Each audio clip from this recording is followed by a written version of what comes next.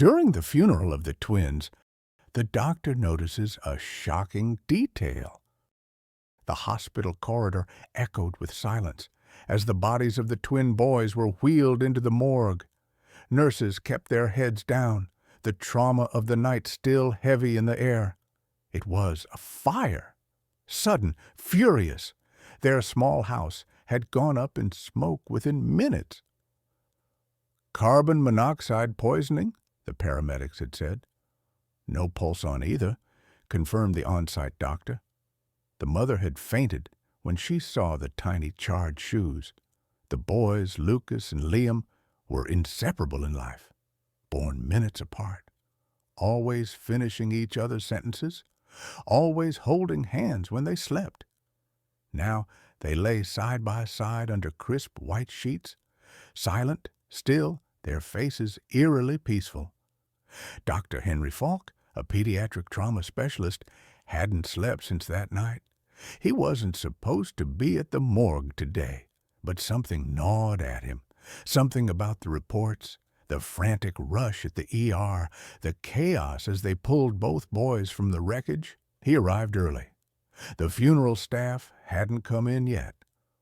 The cold room held the twins in solemn stillness. He stood beside them, swallowing a lump in his throat. They looked too peaceful, too identical. His eyes darted from one face to the other, from their parted lips to their chests. He glanced at the chart again. Confirmed death, no pulse, smoke inhalation. And yet, the boy on the right, Liam, his fingers, were they always that curved? Dr. Falk narrowed his eyes and took a step closer.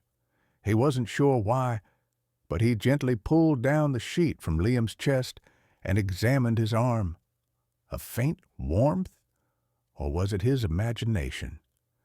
He reached for his stethoscope, hesitating. It's impossible. You're tired. They've been here all night. Still, he leaned down and pressed it to the boy's chest. Nothing at first, but then, was that? He pulled back, heart thudding. He felt for a pulse manually. Silence. Then, a flutter. Number. He checked again, this time stronger. Dear God, he whispered. Falk lunged for the emergency button on the wall. Code blue, morgue, room 2. Within seconds, chaos erupted. Nurses and staff sprinted in, baffled. Dr. Falk? This boy's alive, he shouted. He was misdiagnosed. He's still breathing. A nurse ran in with a portable oxygen unit. Another began chest compressions under Falk's direction. How is this possible? She stammered. He was likely in a deep hypoxic state, barely detectable vitals. But someone marked both boys dead without double-checking.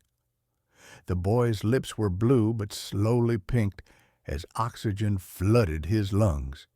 The other twin, Lucas, remained still.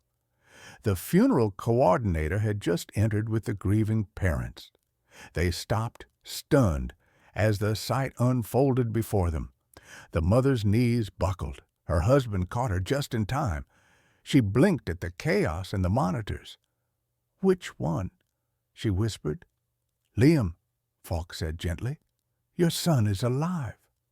Her hand flew to her mouth. But, she gasped, we thought we lost both. You nearly did, Falk said, but something told me to look again. The father stared at the motionless Lucas and then at Liam, whose fingers began twitching.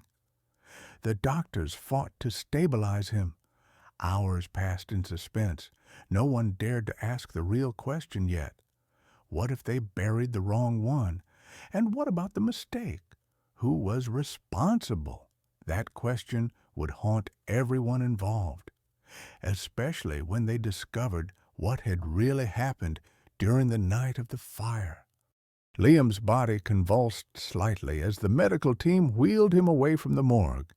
He was barely alive, but alive.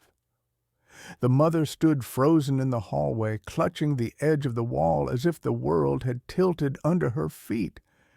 They were supposed to bury both of her sons today. Instead, one had just blinked, and the other, Lucas, still lay cold in the viewing room, silent as stone.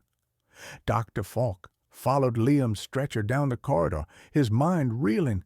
He barked orders for a full neurological workup, oxygen saturation checks, and repeat toxicology screening. But even as he spoke, his thoughts ran wild. Who checked them first? How could both boys be marked dead if one wasn't? Back in the ER that night, the smoke, panic, screaming, it had all been a blur. Falk remembered glancing at one twin, not both. He had relied on someone else's word for the second.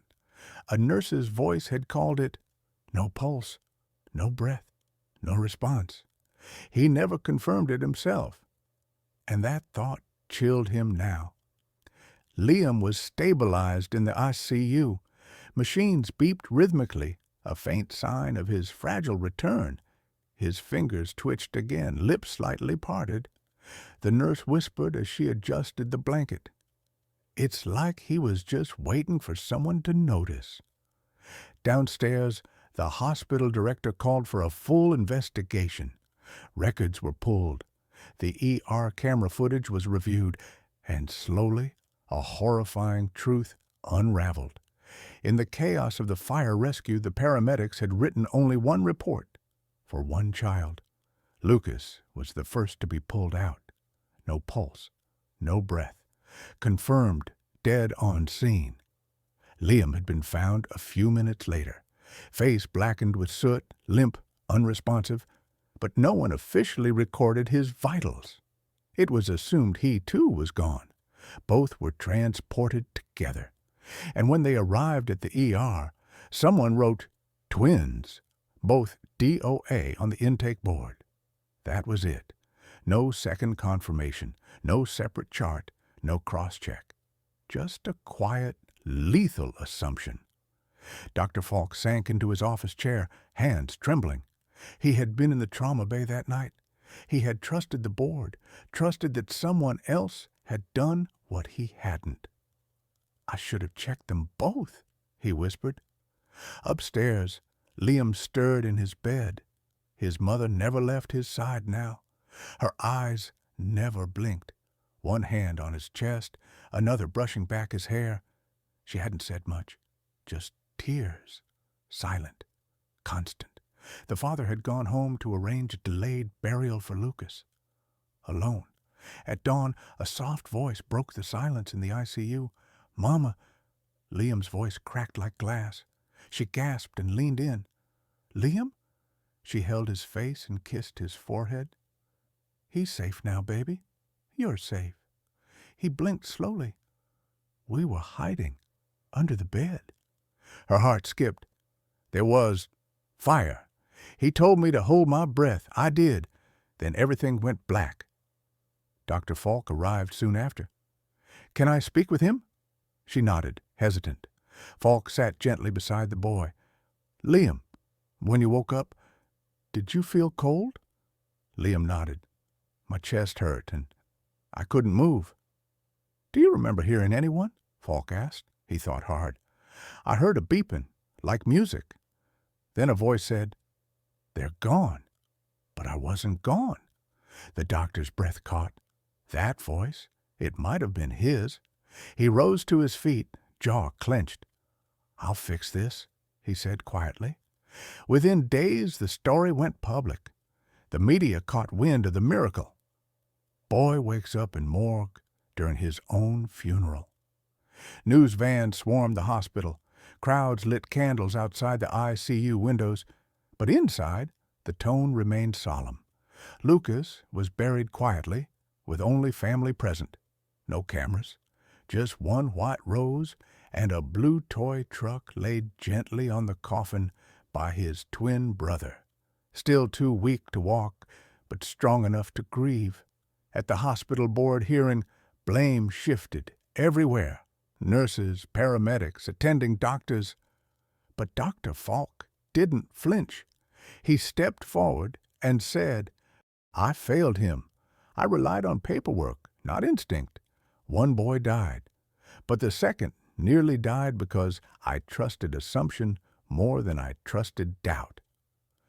The hospital initiated a new double confirmation protocol for pediatric deaths. Every child, every case, every time. Weeks later, Liam was released from the hospital. Reporters waited outside, flashes going off like fireworks. His mother shielded him. His eyes, once frightened, looked up calmly. "Are you scared?" someone shouted. He shook his head. "Lucas told me to breathe. I think he knew." "What do you want to be when you grow up?" another asked. He paused. "A doctor," he said, like the one who came back. Dr. Falk watched from the third-floor window, eyes wet. He whispered, "No, better. Be better than me." And then he turned to his clipboard, ready to start his shift again. But this time, he'd check every heartbeat with his own hand, every silence with his own ears. Because once, he almost buried a child who was still alive, and he would never, ever let that happen again. If you enjoyed this story, don't forget to give it a thumbs up and hit that subscribe button for more emotional, dramatic, and unexpected tales. And let us know in the comments, where in the world are you watching from? We love hearing from all of you. Until next time, stay kind, stay curious, and keep watching.